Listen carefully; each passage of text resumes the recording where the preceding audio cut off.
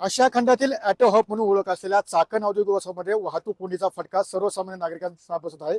त्यासोबत जो कामगार वगैरे आहे त्यांना सुद्धा बसताना पाहायला मिळते. मी सध्या आलो त्या ठिकाणी चाकण औद्योगिक वसाहतीमध्ये. या ठिकाणी पाहतो की हा तळेगाव चाकण रस्ता आहे आणि या रस्त्यावरती पाहतो की सकाळपासून मोठी वाहतूक कोंडीचा सामना आहे. या ठिकाणी कामगार वगैरे असेल, प्रवासी असेल, यांना करायला लागताना पाहायला मिळतं. त्यासोबत अनेक ज्या शालेय बस आहेत त्या बस सुद्धा या ठिकाणी खरं तर अडकलेला पाहायला मिळतंय. सकाळपासून हा संपूर्ण जो महामार्ग आहे तो वाहतूक कोंडीमध्ये अडकलेला आहे.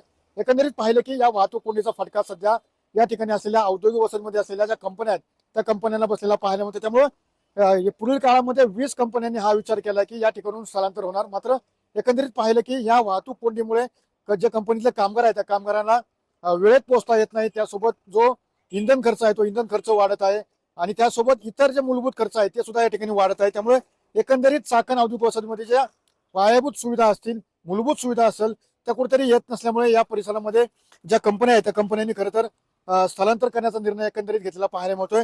ही परिस्थिती आहे चाकण औद्योगिक वसाहतीमधील. त्या ठिकाणी पाहतोय कशा प्रकारे वाहतूक कोंडी आहे, बस मोठ्या प्रमाणामध्ये या ठिकाणी अडकलेल्या आहेत आणि याचमुळे अनेक जे कामगार वर्ग आहेत त्या कामगारांना 2 ते 3 तास या ठिकाणी खरं तर प्रवासामध्ये जावं लागतंय आणि याचमुळे या ठिकाणी त्यांचा जो खर्च आहे तो वाढत आहे. एकंदरीत पाहिलं की संपूर्ण औद्योगिक वसाहत असेल, या औद्योगिक वसाहतीमध्ये अनेक कंपन्या सध्या स्थलांतरित होण्याच्या मार्गावरती आहे. मात्र या परिसरामध्ये ही वाहतूक कोंडी केव्हा सुटणार असाही प्रश्न सध्या उपस्थित केला जातोय.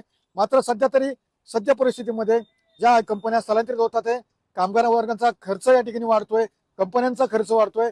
त्यामुळे येथील ज्या कंपन्या आहेत त्या मात्र स्थलांतरित होण्याच्या मार्गावर असल्याचे चित्र आपल्याला या ठिकाणी पाहायला मिळत आहे. यावर अभिषेक मी सुनील दिले, टीम 9 मराठी, चाकण, पुणे.